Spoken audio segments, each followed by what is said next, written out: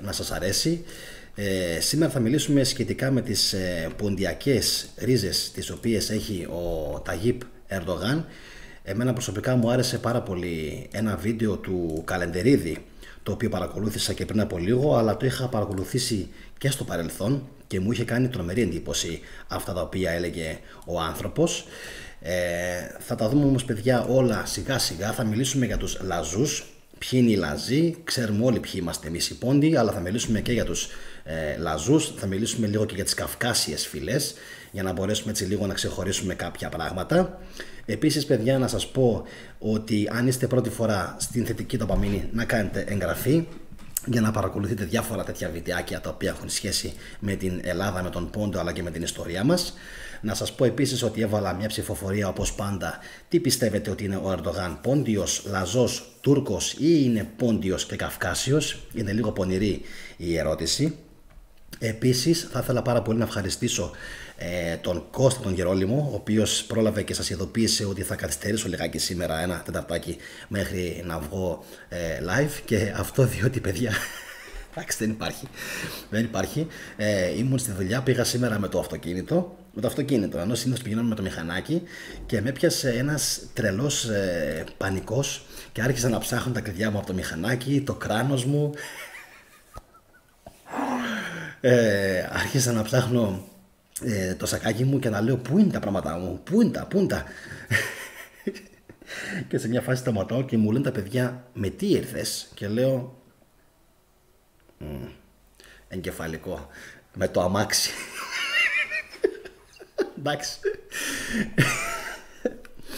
Ένα αυτό και ένα προχθές. Είμαι στα πρόθυρα της άνοιας, πολύ πιθανόν. Ένα αυτό και ένα προχθές που είχα αγοράσει κάτι πεντανόστιμα τακάκια από χαρούπι και τα ψάχνα πόσες ώρες μες στην τσάντα μου, μες στα πράγματά μου. Δεν μπορούσα πουθενά να τα βρω και ανοίγω σήμερα τον φοριά μου και βλέπω μέσα τα τακάκια και λέω, εντάξει Γιαννάκη, έχεις κάψει φλάντζα.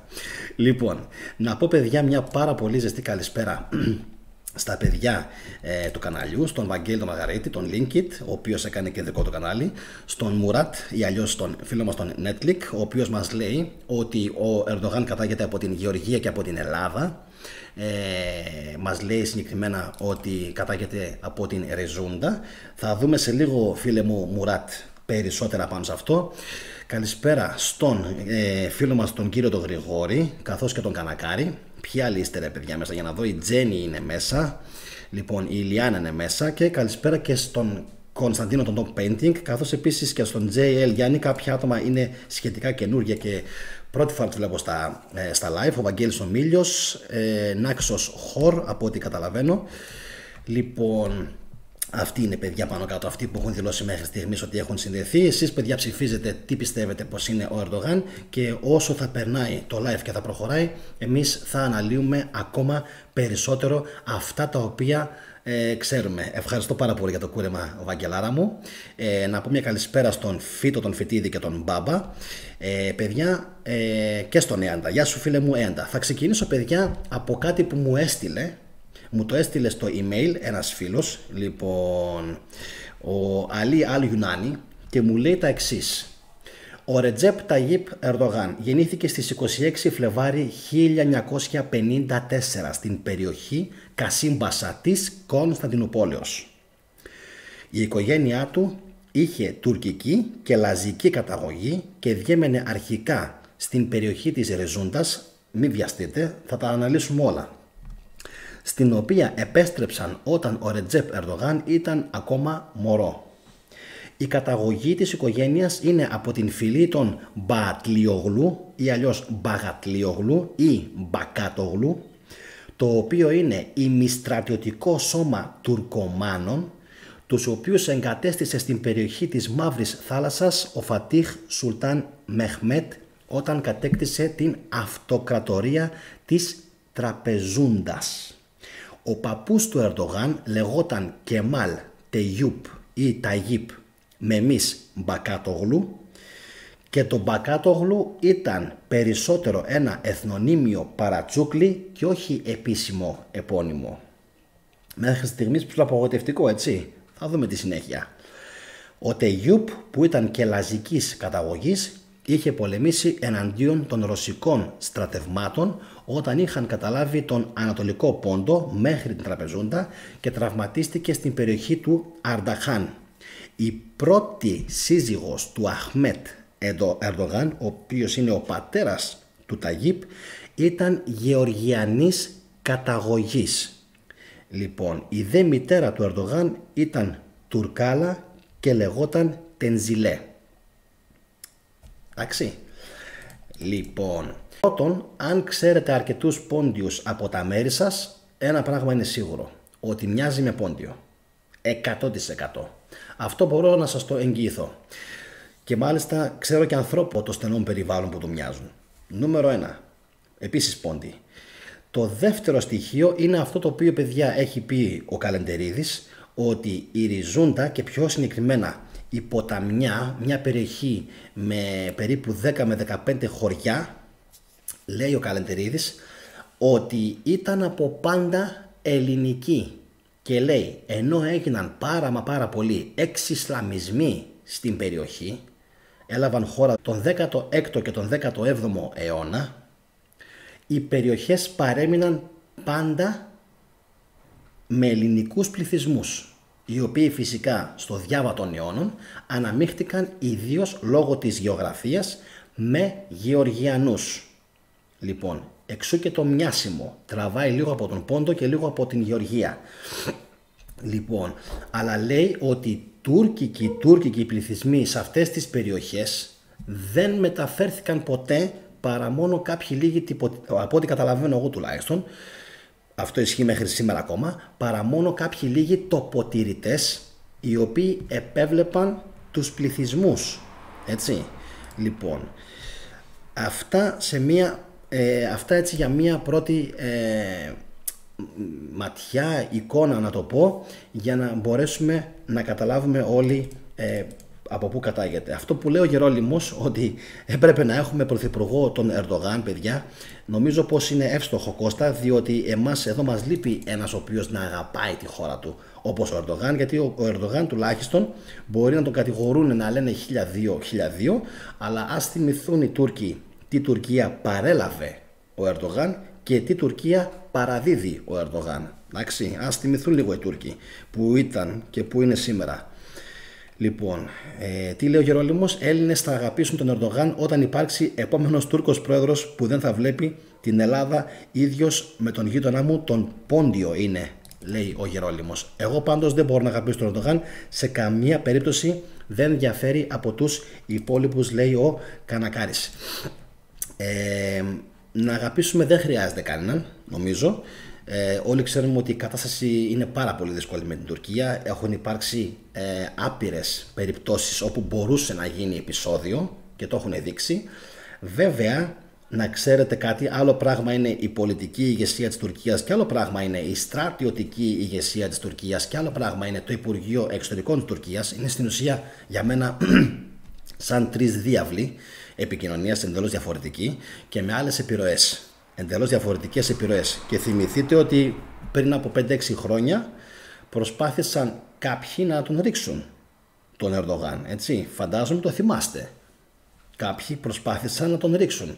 Μετά γύρισαν και είπαν ότι το έκανε αυτός. Παιδιά, δεν το σκηνοθέτησε ο Ερντογάν. Υπάρχουν πάρα πολλοί επιστήμονες και πάρα πολλοί ιστορικοί.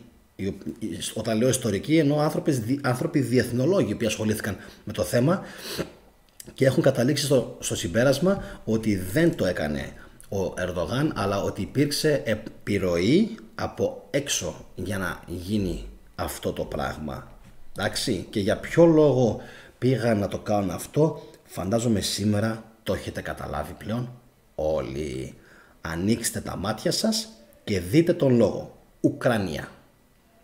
Ο λόγος για τον οποίο πήγαν να το κάνουν αυτό το πράγμα ήταν για να μπορέσουν να έχουν έναν άνθρωπο εκεί πάνω στην κορυφή της Τουρκίας, ο οποίος θα επηρεάζει εντελώς διαφορετικά τα γεωπολιτικά τεκτενόμενα και θα έπαιρνε τις αποφάσεις τους. Εντάξει, στην ουσία από ό,τι καταλαβαίνω βοηθώντας και δηλαδή ένα είδος, σαν να λέμε ένα είδος δεκανικιού για την Ουκρανία για να μπορέσει να τα απεξέλθει με την Ρωσία. Αυτή είναι η δική μου προσωπική γνώμη, παιδιά, και αν με ρωτάτε, είναι φως φανάρι ποιος κρυβόταν από πίσω.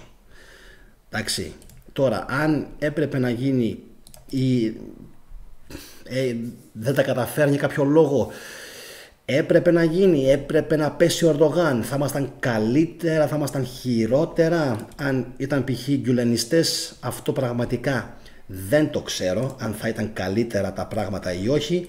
Πάντως σε κάθε περίπτωση πιστεύω ότι αυτό που λέει και ο Ντανιέλ Γκάντσα, das war ein illegaler Putsch, δηλαδή ότι επρόκειτο για μια επιχείρηση η οποία ήταν παράνομη και ήθελε να ξεριζώσει στην ουσία συθέμελα τον Ερντογάν καθώς και όλο το πολιτικό το σύστημα, μπορούμε να καταλάβουμε ότι το λέει ένας άνθρωπος ο οποίος έχει κύρος, διεθνές κύρος μάλιστα, ο Ντανιέλ Γκάντσα, γεγονός που για μένα αποδεικνύει ξεκάθαρα ότι ήθελαν απλά να τον ρίξουν. Στο σημείο αυτό, παιδιά, θα ευχαριστήσω τον Αλή Αλ Ιουνάνι, ο οποίος μου έστειλε αυτό το email. Η δική του γνώμη είναι ότι μοιάζει με Καυκάσιο αλλά και με γνήσιο πόντιο. Αν έχεις γνωρίσει, λέει, μοιάζουν καταπληκτικά μεταξύ τους.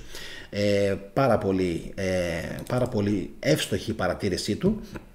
Και μου γράφει ένα ιστορόγραφο, ακόμα και φιλετικά αν το δούμε το θέμα, μοιάζει πιο πολύ όμως για Καυκάσιος, λογικό, μιας και η Λαζή είναι γεωργιανό φύλο παρά για Έλληνας. Εγώ σε αυτό όμως θα βάλω μια έτσι παρένθεση και θα πω ότι οι Έλληνες είχαν από πάντα με την Γεωργία, με την Κολχίδα, είχαν πάντα απικιακές σχέσεις και είχαν κάνει πάρα πολλούς μεικτούς γάμους. Οι Έλληνες έχουν κάνει πολλούς μεικτούς γάμους και με τους Γεωργιανούς και με τους Αρμένιους. Πάρα πολλούς. Και αυτός είναι και ο λόγος που μοιάζει τόσο πολύ με το ποντιακό το στοιχείο. Αυτή είναι η γνώμη μου. Την ίδια γνώμη πάντως έχει και ο Καλεντερίδης, παιδιά, ο οποίος πιστεύει ότι το χωριό του ήταν από πάντα ελληνικό. Τώρα, εξισλαμισμένο τουρκόφωνο δεν έχει σημασία. Εγώ έψαξα, παιδιά, να βρω φωτογραφία του πατέρα του και του παππού του. Ξεχάστε τον παππού του παππού του δεν μπόρεσα να βρω. Βρήκα όμως το μνήμα του μπαμπά του, το οποίο όμως δεν μπόρεσα να πιάσω φωτογραφία και θα σας δείξω και τι άλλο βρήκα. Για να δούμε λίγο, θα μπορέσω να σας το δείξω. Άμα μπορέσω, να το, ωραία. Λοιπόν, κάτσε λίγο εγώ.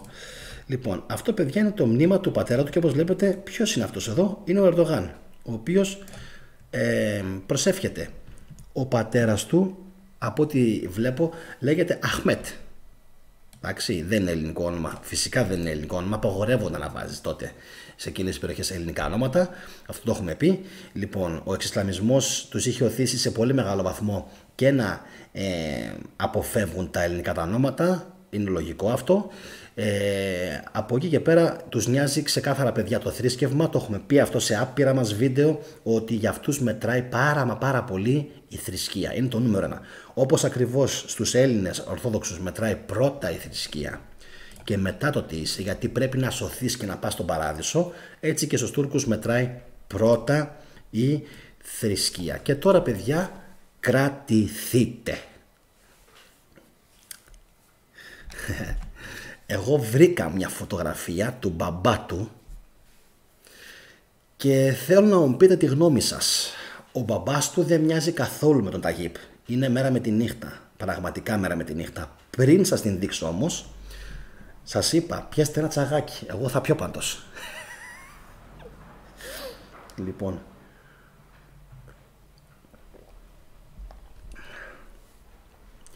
πριν σας τη δείξω τη φωτογραφία, πρέπει να χαλαρώσετε επειγόντως, διότι αυτό που θα δείτε, πιστεύω ότι αν, ας πούμε, για τον Ερντογάν λέτε ότι δεν μοιάζει με Έλληνας, αλλά μοιάζει με Καυκάσιος ή με Πόντιος, λοιπόν, μόλις θα δείτε τη φωτογραφία του μπαμπά του, λοιπόν, πιστεύω πως θα πάθετε ένα σοκ. Αλλά πριν σας την δείξω, να δω λίγο πρώτα αν υπάρχουν κάποια σχόλια. Λοιπόν, ο Γρηγόρης λέει: όλοι οι πολιτικοί εκτελούν εντολές, και όταν λέμε όλοι εννοούμε όλοι. Ο Linkit μου λέει ότι πριν 8 χρόνια έτρωγε φρουτόκρεμα και τώρα έχεις κανάλι δικό σου Linkit και μπράβο σου στα 14. Λοιπόν, επόμενο σχόλιο.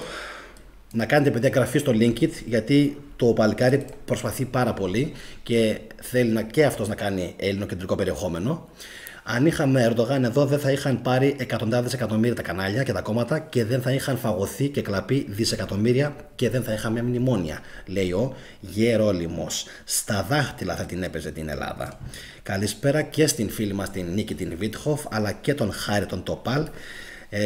Ο Χάρης μου λέει: σε έφτιαξα με τα δάφια της Καινής Διαθήκης. Με έφτιαξες και θα δεις, έχουμε να πούμε πάρα πολλά. Χάρη, θα τα αναλύσουμε όλα σε επόμενα επεισόδια. Λοιπόν, επόμενο, τι λέει ο Κανακάρης? Για να έχω στη δουλειά έναν πόντιο από τη Γεωργία και μου είπε σήμερα ότι αν θα γίνει πόλεμος μεταξύ της Ελλάδας και της Τουρκίας θα υπερασπιστεί την Ελλάδα, μου λέει ο Κανακάρης. Αλλά δεν πρόλαβα το σχόλιο ολόκληρο. Καλησπέρα και στον Σοκράτη τον Κάτσι. Γεια σου φίλε μου Σοκράτη, ελπίζω να είναι καλά τα πράγματα στο Λονδίνο. Λοιπόν, τώρα το 87 γιατί δεν σβήσαμε, λέει ο Κωνσταντίνος, το painting? Δεν μπορώ να καταλάβω, Κώστα μου, σε τι αναφέρεσαι. Θα πρέπει λίγο να μου το κάνεις πιο λιανά αυτό. Λοιπόν, δείτε τώρα παιδιά την καταπληκτική φωτογραφία του πατέρα του. Εμένα προσωπικά όταν την είδα με συγκλώνησε, διότι αυτό που είπα βλέποντας τη φωτογραφία ήταν ξεκάθαρο. Έλληνας. Από μένα πιο Έλληνας μοιάζει ο μπαμπάς του. Και μόλις το δείτε θα πάθετε σοκ. Για να δούμε λίγο. Αν μπορέσω να ανεβάσω τη φωτογραφία προς τα πάνω. Ένα λεπτό. Λοιπόν, γιατί... Όχι. Λοιπόν, για να δούμε. Αυτός εδώ είναι παιδιά. Λοιπόν, αυτός είναι παιδιά ο πατέρας του. Είναι πραγματικά απίστευτο το ότι καταρχάς είναι εντελώς διαφορετικός από τον Ταγίπ Ερντογάν. Είναι μέρα με τη νύχτα. Παιδιά, δεν υπάρχουν φωτογραφίες τους. Το ότι βρήκα αυτή τη φωτογραφία είναι θαύμα. Υπάρχει στο διαδίκτυο, ναι μεν, οκ, υπάρχει, δεν έκανα καμία σπουδαία φευγάτη έρευνα, αμάν πια, αλλά δεν υπάρχουν πολλές φωτογραφίες και φυσικά βλέπετε, έτσι, αναφέρεται ως καπετάνιος, καπετάν Αχμέτ Ερντογάν. Γιατί εκείνες οι περιοχές εκεί πέρα είχαν πάντα πολεμικές συγκρούσεις, πάντα. Είτε επειδή είναι η Μαύρη Θάλασσα εκεί, είτε αργότερα περνούσαν τα καράβια, από πάντα, βασικά από πάντα. Τα μεταλλορυχεία, τα ανθρακορυχεία. Υπάρχει τόσος πλούτος σε αυτήν την περιοχή εκεί πέρα, γεωλογικός πλούτος, υπάρχει εμπορικός πλούτος. Λοιπόν, που είναι δύσκολο να το περιγράψει κανείς αυτό το πράγμα. Το ότι αυτή η περιοχή είναι πάντα σε πόλεμο, πάντα σε αναβρασμό. Και δεν είναι τυχαίο ότι οι Πόντιοι και πιο συγκεκριμένα οι Μπαφρέοι θεωρούνται και από τις πιο σκληροτράχυλες φυλές, γιατί ήταν μαθημένες στον πόλεμο, στα βουνά, στο κρύο, μαθημένοι στις κακουχίες, πολλές φορές στην ξυπολισιά. Λοιπόν, όχι όμως και στην αμορφωσιά. Υπήρχαν αμόρφωτοι, αλλά δεν ήταν όλοι αμόρφωτοι. Έτσι. Επίσης φημίζονται για την αγαθοσύνη τους παιδιά. Ειδικά οι Μπαφρέοι θεωρούνται ιδιαίτερα σκληροί, αλλά θεωρούνται και πάρα πολύ αθώοι και αγαθοί άνθρωποι. Έτσι. Όχι όλοι, το ξανατονίζω, υπάρχουν κάποιοι που το μάτι τους γυαλίζει, αλλά για να καταλάβετε πάνω κάτω σε τι αναφέρομαι. Εμένα παιδιά ο πατέρας του Ερντογάν μου θυμίζει, τι να σας πω τώρα, μου θυμίζει να πω τους Έλληνες ηθοποιούς του 50, 60, 70. Πάντως δεν μου θυμίζει σε τίποτα Τούρκο. Και όταν λέμε Τούρκο εννοούμε αυτούς τους μελαχρινούς, τους έτσι, τους αλλιώς, τους μαυριδερούς. Δεν μου θυμίζει σε τίποτα Τούρκο. Καθόλου. Δηλαδή εθνολογικά, άμα μου έλεγε κάποιος τι είναι αυτός ο άνθρωπος, είναι Έλληνας. Τέλος. Επίσης έψαξα να βρω φωτογραφία παιδιά του παππού του. Δεν μπόρεσα να βρω φωτογραφία του παππού του. Αν κάποιος βρει φωτογραφία που πραγματικά θα ήθελα να μου τη στείλει για να μπορέσω να την ανεβάσω στην κοινότητα. Αλλά εμένα, παιδιά, η γνώμη μου είναι ξεκάθαρη, ότι ο τύπος ήταν Έλληνας. Έτσι, για να συνεχίσω λίγο, παιδιά, να δω αν υπάρχουν σχόλια. Ευρωπαϊκή φυσιογνωμία ο Αχμέτ, μου λέει η Νίκη. Λοιπόν, έτσι ακριβώς είναι, Νίκη. Εμένα με τα πολύ λιγοστά πράγματα που έχω ασχοληθεί και έχω κάτσει και έχω διαβάσει, εμένα όντως μου φέρνει για ευρωπαϊκή φυσιογνωμία. Και κάτσε λίγο να κατεβάσω λίγο το αυτό μου. Πάλι ο Ερντογάν. Πάλι είναι ο Ταγίπ Ερντογάν εδώ.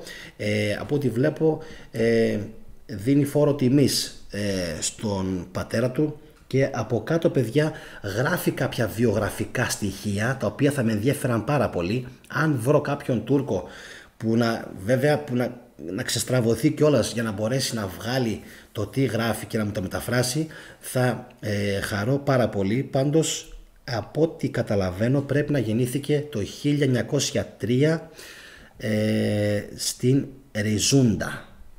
Αυτό το βγάζω σίγουρα. Μετά πρέπει να γράφει ότι κάπου στα 15 του τα έτη έκανε κάτι, αλλά δεν το βγάζω με τίποτα. Είναι πάρα πολύ μικρά τα γράμματα και ξαφνικά βλέπετε ότι από το 18 και το 20 μας πετάει στο 68. Γιατί? Απίστευτο, έτσι.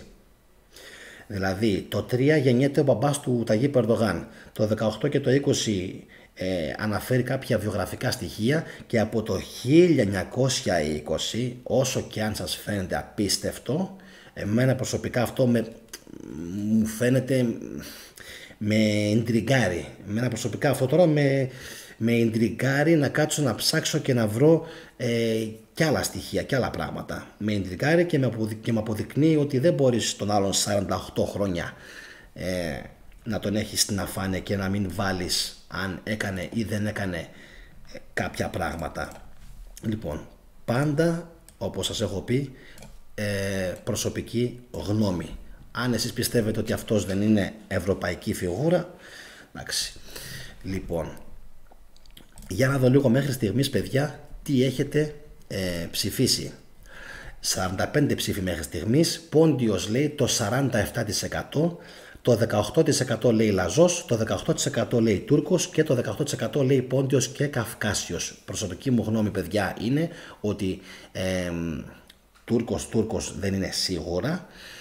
Εγώ θα μπορούσα να τον κατατάξω μεταξύ Πόντιος και Καυκάσιος, δηλαδή ή το πρώτο ή το δέλτα, κάπου εκεί μέσα. Επίσης, να σας υπενθυμίσω το βασικότερο που δεν είπα. Πώς το ξέχασα? Ότι τον έχουν δει. Εγώ θυμάμαι, ήμουνα πιτσιρικάς, το έχω πει και σε προηγούμενα βίντεο, και τον θυμάμαι δηλαδή στο TRT, ένα τουρκικό κανάλι που έπαιζε πολύ στην Γερμανία. Μπορεί να ήμουν 12-13 χρονών τότε, δηλαδή πριν 23 χρόνια περίπου. Τότε που δεν υπήρχαν και πολλά κινητά και πολλά τέτοια, θυμάμαι, τα κανάλια τον έπαιζαν συνεχώς, που πήγαινε στον Πόντο, στην Τραπεζούντα, και χόρευε συνεχώς.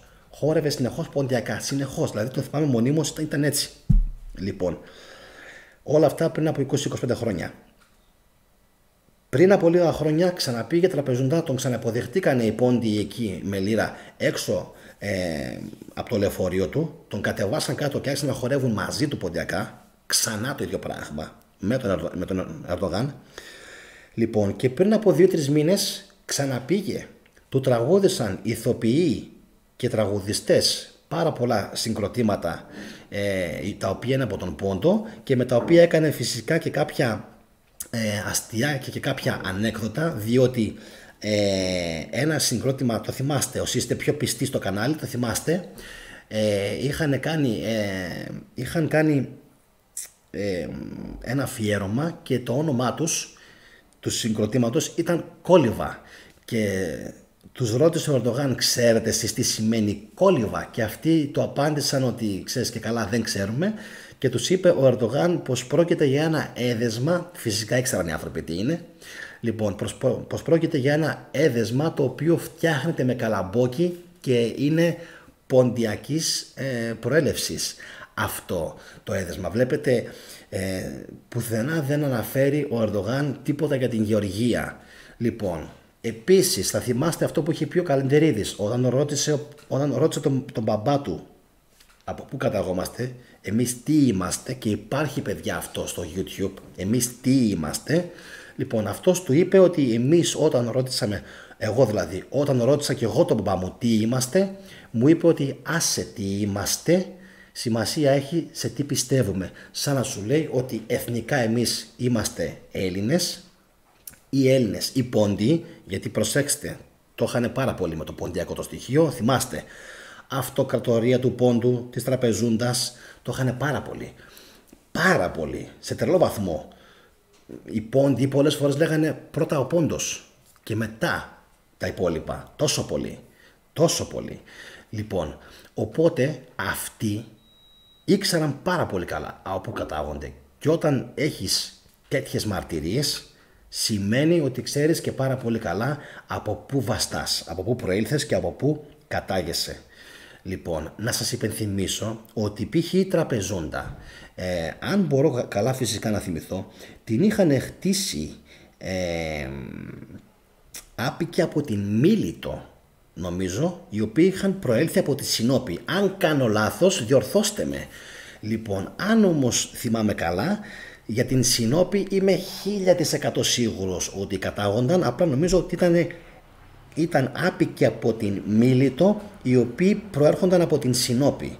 Αυτό νομίζω μπορώ να βάλω το χέρι μου στη φωτιά για αυτό το πράγμα.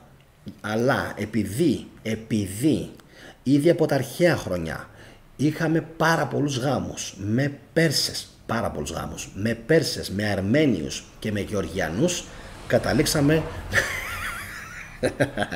να μοιάζουμε όπως μοιάζουμε. Εγώ τουλάχιστον θα ακούσετε πάρα πολλούς και στο κανάλι μου που έχω στην Γερμανία να μου λένε ότι μοιάζεις και με Έλληνα, μοιάζεις και με Τούρκο, μοιάζεις και με Αρμένιο, μοιάζεις και με Ιρανό. Εντάξει. Γι' αυτόν εδώ όμως τον μπάρμπα που βλέπουμε τώρα, τον καπτάν Αχμέτ Ερντογάν, δεν θα λέγαν το ίδιο. Με τίποτα. Θα λέγανε ότι αυτός ο τύπος είναι βγαλμένος από την ταινία του Hollywood.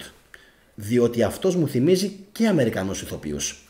Για να καταλάβετε λίγο ότι αυτοί που λέμε σήμερα Αμερικανοί, και ας φαίνεται σε κάποιους γελίο και αστείο, αναρωτηθείτε λίγο το όνομα π.χ. Curtis, εντάξει, το οποίο το έχει π.χ. και η Jamie Lee Curtis. Εντάξει, θα πρέπει λίγο να αναρωτηθείτε από πού κρατάνε αυτά τα ονόματα. Και τώρα αναφέρω ένα τυχαίο επώνυμο, το Curtis, το οποίο είναι στην ουσία το όνομα Κούρτις, και Κούρτις σημαίνει λύκος, έτσι. Και υπάρχει Κούρτις και στην Ελλάδα, υπάρχει Κούρτις και στην Τουρκία, υπάρχει Κούρτις και στο Κουρδιστάν και υπάρχει Curtis και στην Αμερική. Λοιπόν, ανέφερα ένα όνομα γιατί άμα πιάσουμε και βρούμε την καταγωγή των ονομάτων θα καταλήξουμε σε φευγάτα πράγματα, και εγώ όσο τα σκέφτομαι και όσο τα αναλύω μέσα στο μυαλό μου λέω πόσο σύνθετος είναι ο κόσμος στον οποίο ζούμε σήμερα. Ναι, υπάρχουν πάρα πολλοί Αμερικανοί οι οποίοι μοιάζουν με Έλληνες, υπάρχουν πάρα πολλοί Εβραίοι που μοιάζουν με Έλληνες επίσης.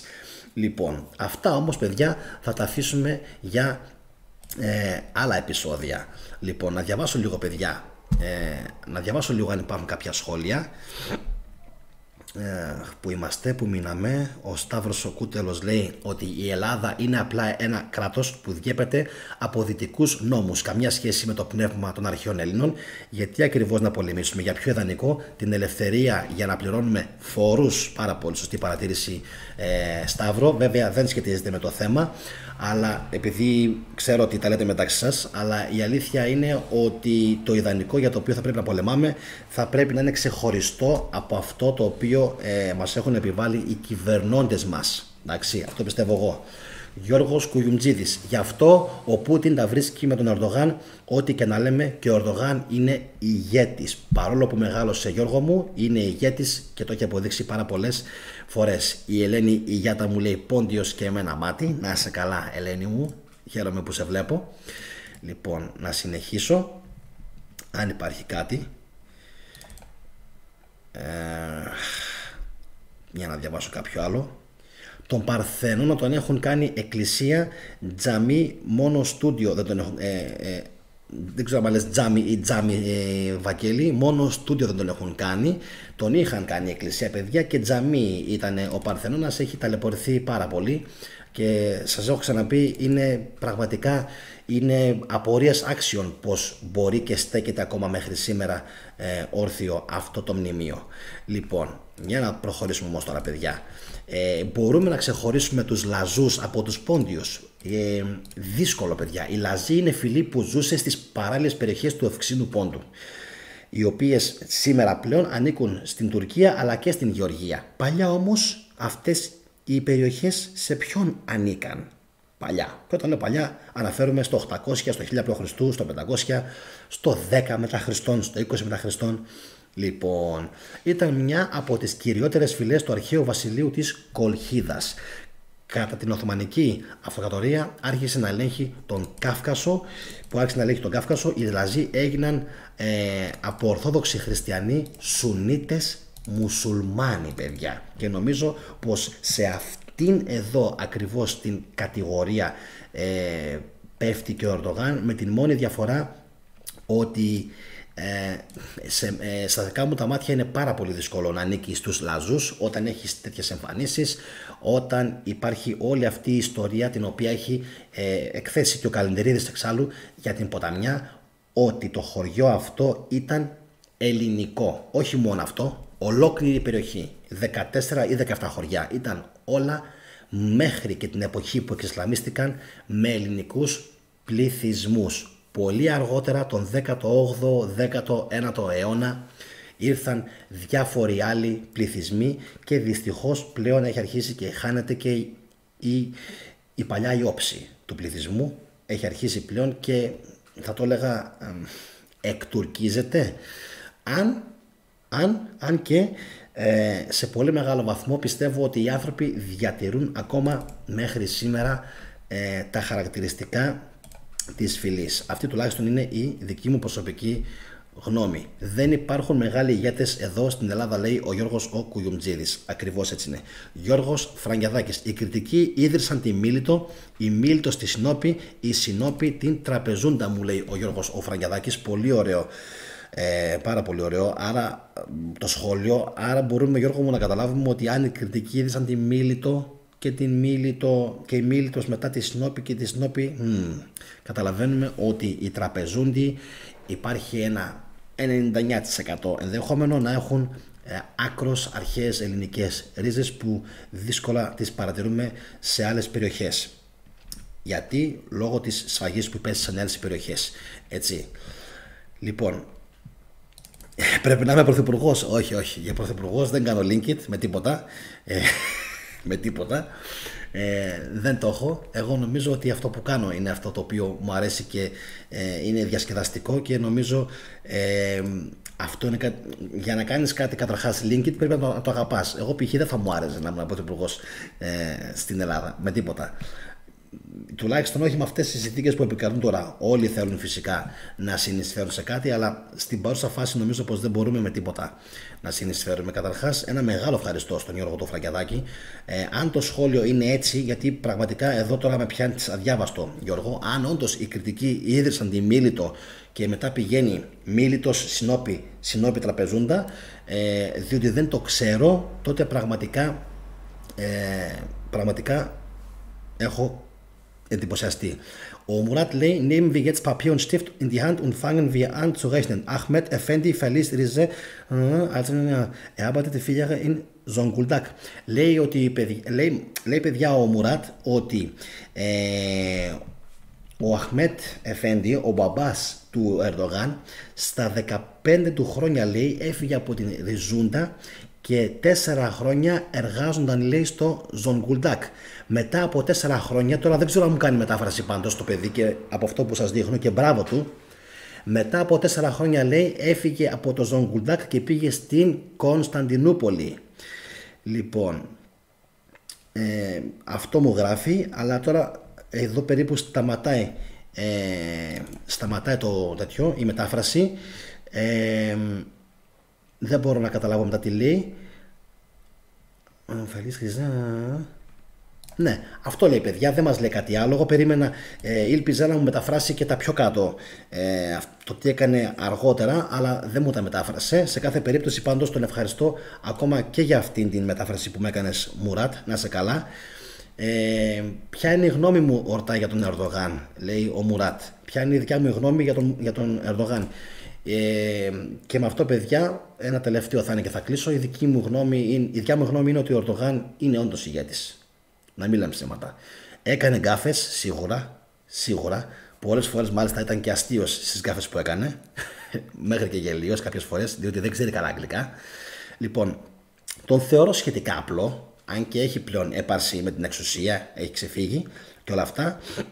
Αλλά αμφιβάλλω αν είναι ο μόνος ο οποίος κυβερνάει την Τουρκία. Όχι μόνο η Γκρίζη Λίγη. Υπάρχουν και άλλοι πολλοί από πίσω που κυβερνάνε την Τουρκία.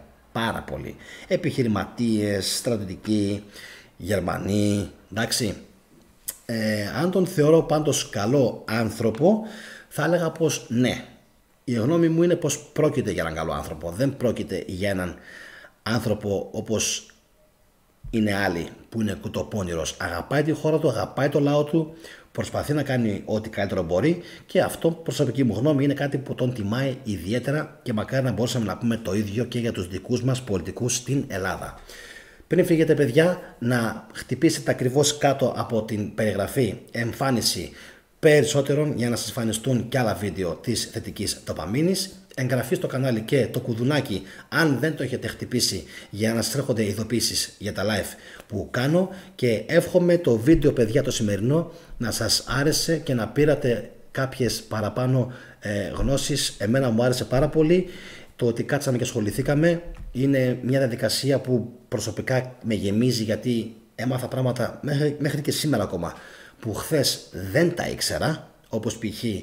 το πώς έμοιαζε ο μπαμπάς του. Το πιο απλό, ούτε καν ήξερα πώς έμοιαζε. Λοιπόν, οπότε όλο αυτό, παιδιά, εμένα προσωπικά με ευχαριστεί ιδιαίτερα. Αύριο, παιδιά, το βράδυ στις 9:30 έχουμε ένα επόμενο live στο οποίο θα μιλήσουμε για το αν θα μας αντικαταστήσουν οι μηχανές την δεκαετία 2040-2050, σε τι βαθμό.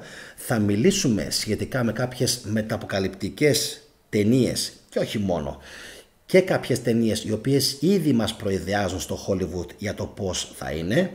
Άμα θέλετε και εσείς φυσικά να πείτε τη γνώμη σας ή οτιδήποτε άλλο, σας περιμένω 9:30 στο αυριανό μας το live της θετικής ντοπαμίνης. Αυτά, παιδιά, από μένα. Εύχομαι σε όλους ένα καλό βράδυ, να είστε καλά που με τιμήσετε με την παρουσία σας και καληνύχτα. Γεια σας.